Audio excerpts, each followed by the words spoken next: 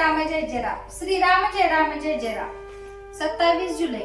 आपण मागावे फक्त एका रामाजवळ.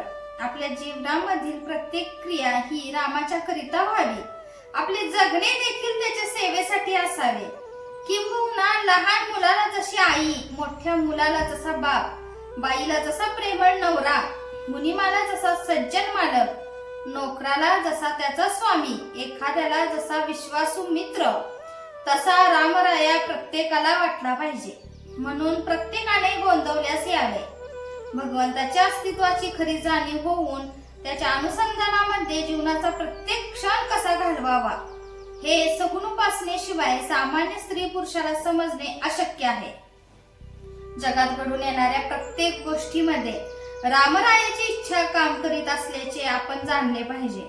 इतकेच नव्हे तर व्यवहारदृष्ट्या आपण योग्य प्रयत्न केल्यानंतर जे चांगले वाईट फळ मिळेल ते रामाच्या इच्छेनेच मिळते अशी श्रद्धा ठेवावी. अशी श्रद्धा ज्याच्यापाशी असते त्याला सुख दुःखाची बाधा होत नाही. सर्व काही राम करतो, खरे करते पण रामाचे हे नीट लक्षात आणून भगवंताकडे कर्तृत्व द्यावे आणि आपण मीपणाने नाहीसे व्हावे. खरोखर आपल्या रामाला काय कमी आहे? आपण मागावे फक्त एका रामाजवळ. तो देईल अथवा न देईल, जे देईल त्यात समाधान मानावे. दुसऱ्या कोणाच्याही जवळ आपण कधी मागू नये. त्यामध्ये आपल्या उपासनेला कमीपणा आहे.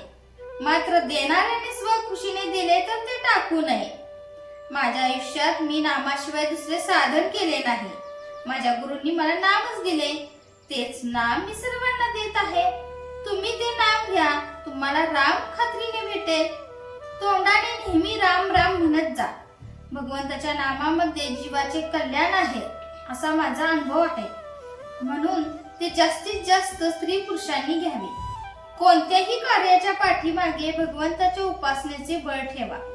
गायीचे रक्षण आणि तिची सेवा इतर कशासाठी नसावी, फक्त भगवंतासाठी असावी. आपण जे काही करीत आहोत ते सर्व भगवंतासाठीच करीत आहोत ही जाणीव राहण्यासाठी त्याचे नाम सतत घेत असावे. ज्यावेळी समाजातील पुष्कळ माणसे अमर्याद विषयासक्त बनतात त्यावेळी कलियुग सुरू झाले असे समजावे. सज्जनांची बुद्धी भ्रष्ट होऊन ते देखील विषयाधीन बनतात. विषयाची प्राप्ती करून घेण्यासाठी वाटेल ते कृत्य करण्याची त्यांची तयारी असते. अशा वेळी भगवंताच्या नामाचे महात्म्य जो सांगतो त्याच्यावर कठीण प्रसंग यायचेच, पण परमात्मा सांभाळतो अशा निष्ठेने जो राहील तो प्रत्येक संकटातून सही सलामत पार पडेल यात शंका नाही. म्हणून प्रत्येकाने नामाला चिकटून असावे. जगाचा नाद सोडा आणि भगवंताचे प्रेम जोडा. जय जय रघुवीर समर्थ. आजचे बोधवाक्य. राम करता म्हणेल